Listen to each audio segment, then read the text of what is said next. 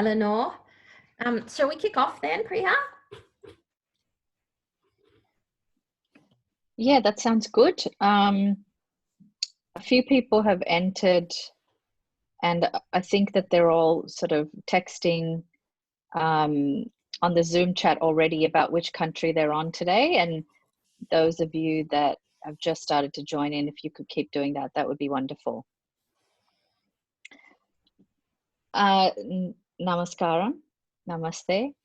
I'd like to acknowledge the Bunurong people and the Wurundjeri people of the Kulin Nation. I live and work on the lands of these people, and I pay my respects to their elders past, present, and emerging. I also acknowledge the gods, goddesses, spirits, elders from my culture who are here with me. I acknowledge that sovereignty was never ceded and we exist on stolen land. My name is Priya Sreenivasan. I'm an independent artist and also the co-director of Sangam, the first performing arts festival of South Asia and diaspora in Australia. I'm originally from Tamil Nadu in South India, but I came to Naarm here from when I was quite young. More about me later, but in the meantime, here's just a few housekeeping notes for today's lunch. I'd like to thank Feral Arts for inviting Veronica and I to share some ideas today, and we've got wonderful Eleanor Jackson joining us as well. But just as a reminder for all of you that the lunch today is being recorded and will be live streamed and available for viewing afterwards on www.LLOL.com.au. We'll be sticking to the 30-minute time frame because of the sign language interpreters and captioners, and also everyone's time limits. If there's also live captioning, and if people click on the captions icon on Zoom, they can see that. There's also live Auslan. Thank you so much. On the left, can you see? Can everyone see the Auslan? Yeah. Okay. Great. And if people who want to ask a question can type it in the Zoom chat or put your hand up on Zoom itself, and then we will try and address you whenever we get a minute. And in the meantime, if you can keep your mics muted unless you're speaking, that'd be great. If there are any technical problems or feedback, please contact on this following email, contact@artsfront.com. I think that's it. Was that it for all the housekeeping stuff? Great, thank you.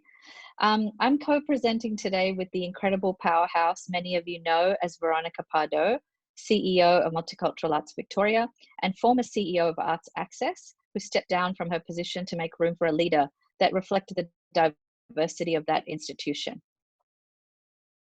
I'd like to ask Veronica to say a few words about herself and her practice and where she comes from. Thanks, Priya. Thank you for that introduction. That's very complimentary.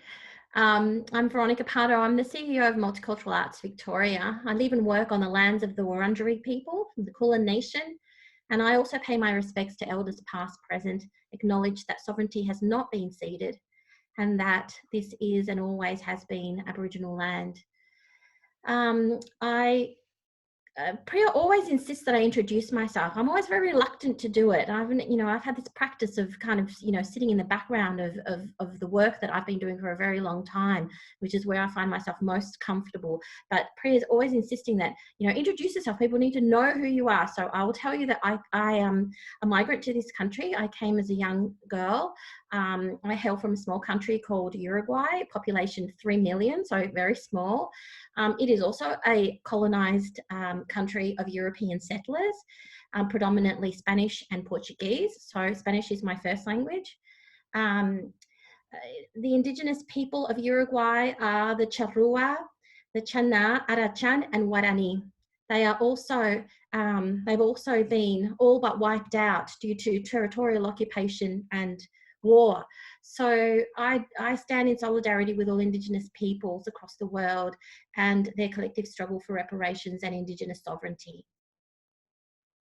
Thank you, Veronica, for your introduction. Really appreciate it. And I mean, I would really like to now introduce the fabulous Eleanor Jackson, who we're so grateful can join us today. Eleanor Jackson is a Filipino-Australian artist, poet, performer, arts producer, and community radio broadcaster. She's the author of A Leaving by Vagabond Press. Her live album, One Night Wonders, is produced by Going Down Swinging. She's a passionate advocate for diverse and inclusive cultures, and she is a former editor-in-chief and now chair of Peril magazine and vice chair of the Stella Prize. Eleanor, if you would like to speak a little bit about yourself and your practice before we begin asking you some questions today, that would be great. Thanks, Priya, and it's lovely to be in such esteemed company. I can see a few different faces that I recognise and a few folks I'm sure are online. As you mentioned, I'm a poet and a performer and an arts producer, but I also, in my professional life, I suppose, work in the sustainability and have a particular interest in cultural sustainability. So how we see not just arts products and arts industry, but art making and cultural experience as a part of our cultural understanding of what it means to value our intergenerational responsibilities across the board. So I feel like that that's my kind of right brain and left brain dialogue that I suppose I have all of the time. But concurrent to that, I suppose one of my greatest passions is to work with Asian Australian artists and producers, particularly through Peril, where I've been a part of the team there for the last 10 or so years.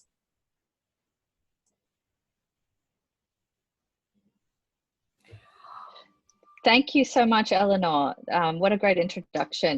I just had a fear that I was on mute that whole time. I was like, I'm on mute? No. No, you were good. We were just wanting to, probably start by asking you what's been the impact of COVID-19 on your work and people that you're in touch with and at Peril, if you could speak a little bit about that. I mean, Peril is predominantly an online publication, but even so, the impact has been meaningful for us. We review and engage with public arts events, and in this case, particularly Asia Topa, and I think the progressive impact upon that particular festival and now the overall shutdown of the arts sector has had an impact on our work. And while the bulk of our work is online, we also host exhibitions, we've cancelled events, we've had partners whose work is no longer, I guess, viable in the current circumstances, and we've had to really reorient the work that we do to not just reflect those changes and that impact across the arts sector as a whole, but also to really be cognizant of the fact that all of our team are predominantly volunteers, that they are arts workers generally speaking, but they cross-subsidise much of their work with Peril as a very small organisation. They cross-subsidise that work through other institutions, and those income streams are in many cases no longer there. So we're trying to take an attitude of really understanding not just our desire to continue our work, but to be really sensitive and thoughtful to our team as individuals and as members of communities. So they have, they're impacted as arts workers, they're impacted as a part of this holistic industry, they're impacted as individuals, but they're impacted as people who are family and friends and by and large connected to the Asian diaspora. And so their families are not necessarily close with them at this particular time. And so I think, we're really seeing that at a professional level, at a social and industry level, at a financial level, and then at the really personal level, that the impacts are quite wide reaching. And it's really hard to generalize, I suppose, how any one person is being affected at this time. And we're trying not to do that, I suppose. Can I jump in there and say, I'm constantly sort of equivocating between feeling like I want to focus on kind of the compounding of disadvantage and how we might ameliorate some of that, but also recognizing the enormous strengths of these communities. And we, have been estranged in a sense from our families, our extended families, by virtue of our migration histories. So therefore, we're very skilled at maintaining connection over distance. And I that for some people who've had their families at their fingertips, in a sense, surrounding them in a kind of physical way, what do you think might be the opportunities for migrant and refugee families to actually to teach, to actually lead in terms of how we maintain connection whilst we're apart. How can we be together through these virtual spaces in a way that constructs family when we can't be together in the same room? Ella, I'm really keen to hear your reflections on that. Look, and I agree, Veronica. I think that there's both a positive and a kind of more negative way to look at this sense of distance in this current time. And there are real wellsprings of strength and community vitality, which have been maintained notwithstanding distance for many communities over many generations. Do you know what I mean? Like, people still maintain really strong connections with cultural communities that are not physically proximate to them. And actually, at Peril, we often talk about being a part of a digital diaspora, that we're connecting with people who share ideas, who share values, who share lenses and intent, but they don't necessarily share lots of the geolocated components that we typically think of as the hallmarks of community. And so I would say too, yeah, there's definitely lots of resilience, and what we can learn is that, you know, you let your mum call you every time she wants to, and that's how you maintain connection. And then there are also, I think, ways where we could be talking about a different kind of empathy, where perhaps we understand better from mainstream communities what it means to be spatially distant from those who you love and bring meaning to your life. And so I think it's both learning from skills and capacities on one side, but also, you know, that's what we talk about all the time with empathy, but to be in the position of the other, to be isolated, to be without those networks, to require the generosity of the state or friends or community in order to build those things, shouldn't necessarily make us feel superior that we're not reliant on these things ordinarily, but instead more empathetic about what it means to need those all of the time. So I'd like to see both, learning on both ways, without necessarily catastrophizing the whole situation and assuming that it's all negative and all deleterious. So true. Although I did want to say, I hear what you're saying, and both of you, and I completely agree with you. But I do want to bring up the ways in which this particular crisis has unearthed the more sort of racist elements of the ways it's affected people from Asia, especially from East Asia and even Southeast Asia. We're hearing reports every day of different kinds of, attacks. And I'm just wondering if you can speak about that, because peril has been peril came into existence, and even the word peril is really speaking to the whole yellow peril that Australia has always thought it has dealt with. And so if you could talk a little bit about the idea of peril being really important right now for us to understand what some people of color are going through. Oh, I can't tell. Just switch to you, Veronica. Were you about to say something? No, go. Priya, as I said, I don't think it's easy to generalize and to say it's all great and isn't it wonderful, we're so connected, we've got Zoom now, nor do I want to make it seem as if everybody is being subject to racist slurs in the street. But I think one of the things that crisis always does is that it exacerbates existing inequalities and that it then generates new ones. So, you know, in a kind of period of economic free fall, we, and by we I mean Australia, kind of mainstream normative Australia, has typically prioritised the state and those bodies or agents that fit within the state's understanding of what is legitimate and acceptable, and often that is really connected to individuated, masculinized economic capacities, which I think in Australia it would not be unjustified to say that those have been also intertwined with the colonial project and with an understanding of whiteness. So migrant bodies, less, less conforming bodies, and I don't just mean like the body, I mean like the person, those are often sidelined. And I think that in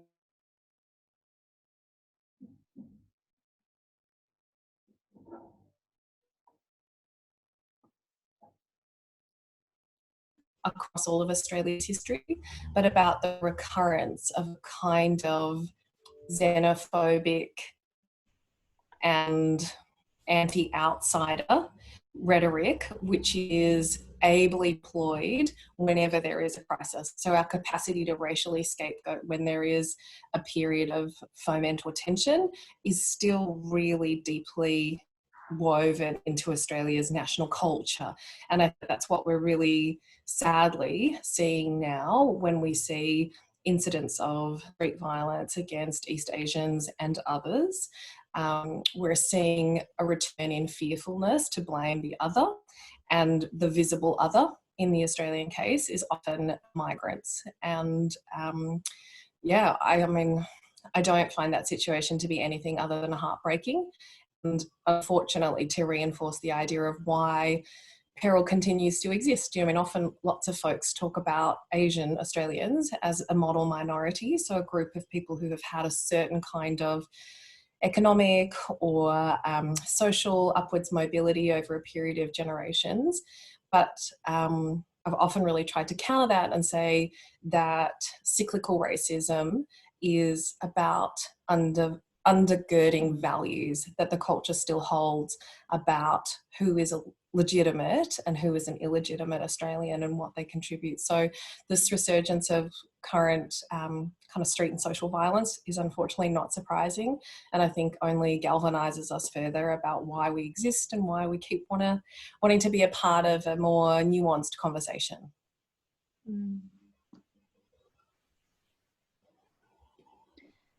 And can I also just say, that's fantastic. Thank you, Eleanor, for that response. But can I also ask, what do you think are potential opportunities long-term that could come out of this crisis for us that could serve us in the future? Meaning, if we keep diversity at the core of this restructure, how do you think it might shape up from your perspective? I guess I'm trying to be quite hopeful and to really understand that although this will be a period of broad reaching change, that some of that change may be productive and meaningful. We've been talking a bit about peril, about what we want to do, and I guess our first hope is to endure. And then also to sustain. So to think about what a really critical and conscious rebuilding of the Australian arts sector would be if we were to think about our communities, not just audiences, if we were to think about our methods of engagement as being beyond the capital. So what do we do to get people to buy more tickets and come to more stuff and make more art products? But to be a bit more about, I suppose, one of the foundational points of art, like the sense of art as a kind of foundational and paramount symbolic language of culture. And so for us, that's a bit more about seeing a hierarchy of values around rebuilding an arts sector to try and see how it can value cultural vitality, how it can think about social equity, where its environmental and ethical responsibilities lie. And underneath that is economic viability. But I think if we start the hierarchy by saying these are industries and businesses, they have been affected by this downturn, we need to reinstall their industry status so that it profits in ways that are either, I guess, reflective of the past or presumably a bit better, then I think that we will continue to see a sidelining of some of the broader issues, which are about every Australian's right to cultural expression and to the kinds of democratic participation that we actually see are enabled by the critical thinking, feeling and understanding skills that are a part of art and art making and art being in the world. So I do think that there are opportunities, but I don't want to be unnecessarily optimistic to say that those would be everybody's agendas. I think understandably in a vulnerable period economically, lots of sectors will want to try and work out how to get bums on seats.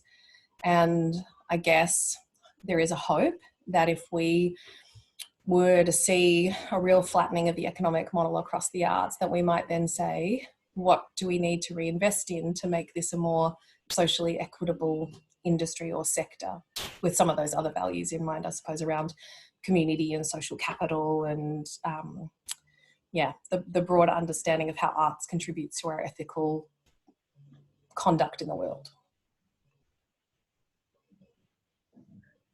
Can I jump in there, Priya? Thank you. Yes, please.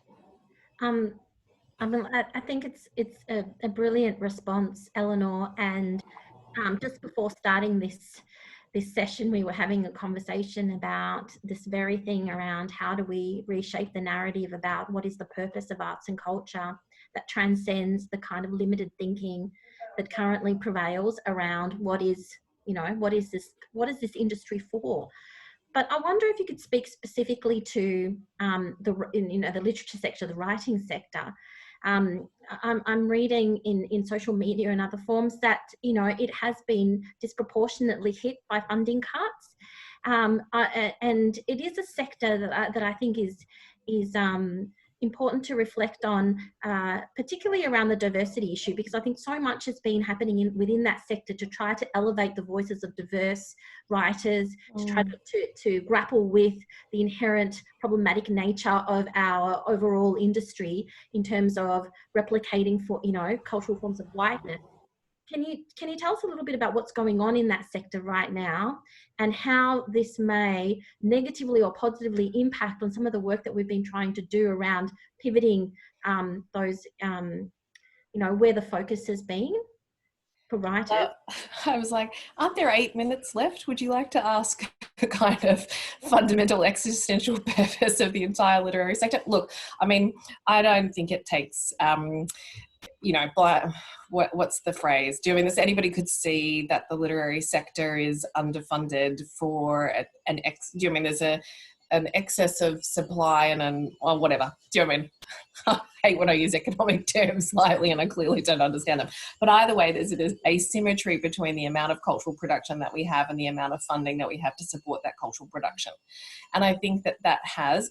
Yes, I love the performing arts and I love the way that the sociality of arts is really celebrated by that. But I think it's something that I've really seen in a kind of shift towards a very festivalized, public performance, outcomes-oriented form of art industry support, where we're about not just producing the art, but producing the circumstances for additional social consumption alongside the arts. And I think that one of the things that's really fundamental about literature is its durability and its permanence, and the beautiful ephemeral quality and the kind of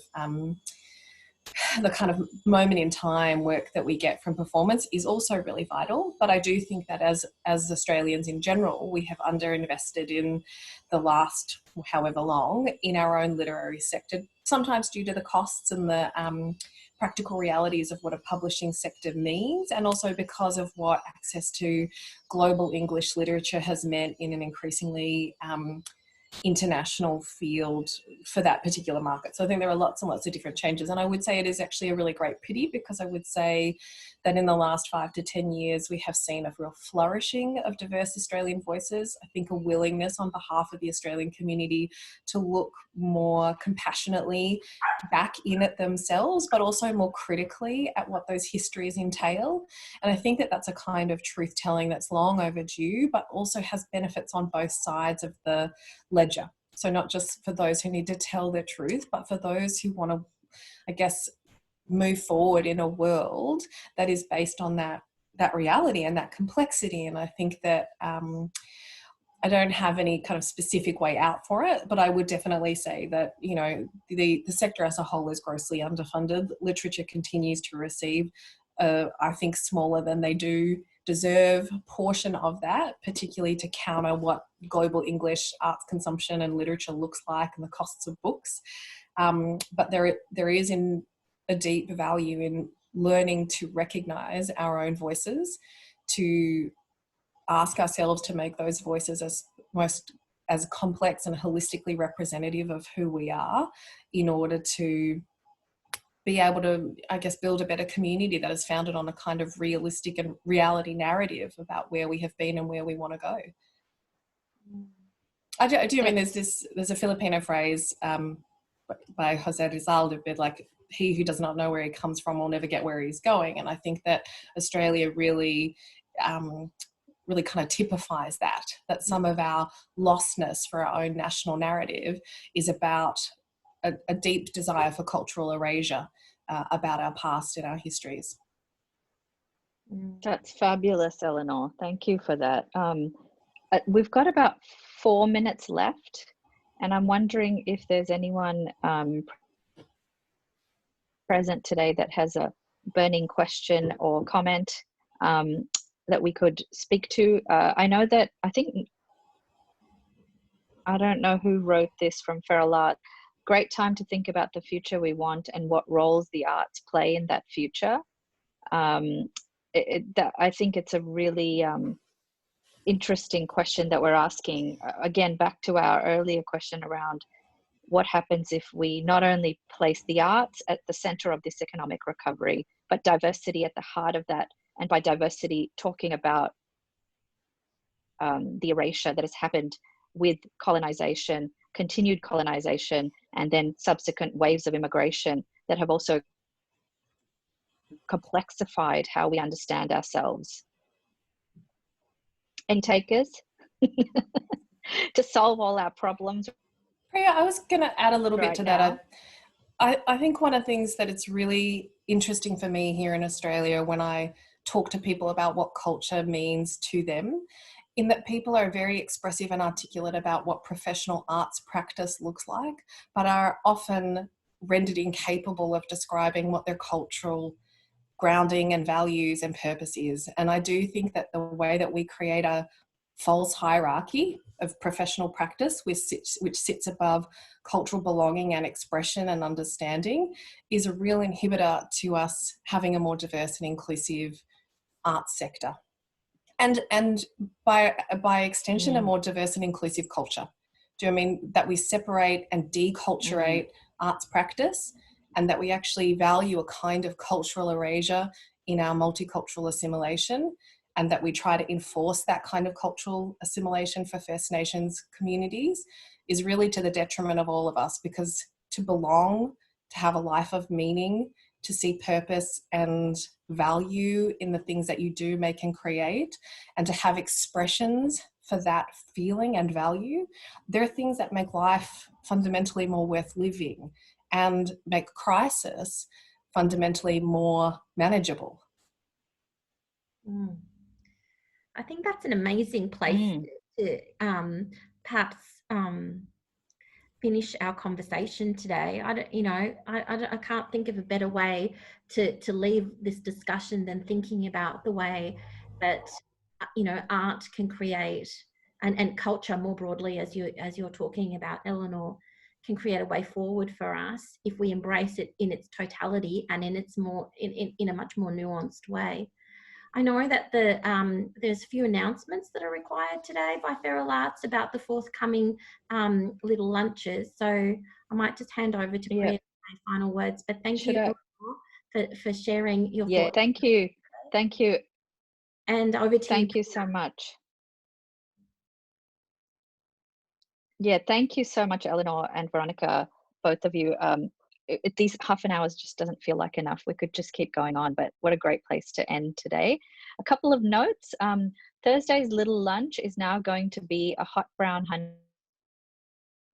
takeover hosted by the amazing Busty Beats. And on for the Friday little lunch, we'll meet about funding for independent artists, and in particular, how to grow the Australia Council Resilience Fund to a viable level, picking up from yesterday's